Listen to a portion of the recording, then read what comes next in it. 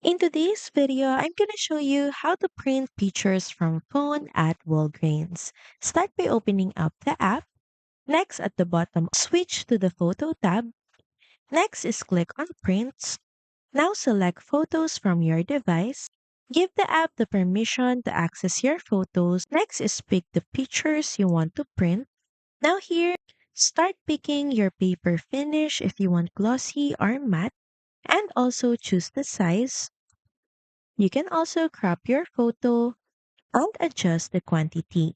Once done, click on Add Photo to Cart, then click on View Photo Cart.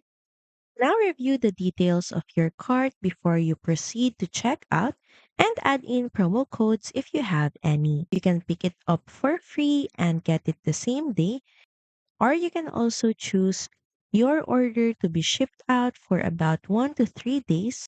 Next is select store if your choice is pick up. Now enter in the contact information, then tap the place order button. Most prints are ready same day, usually within an hour. So that's pretty much it. Thank you very much for watching this video, and I'll see you again on the next one. Bye!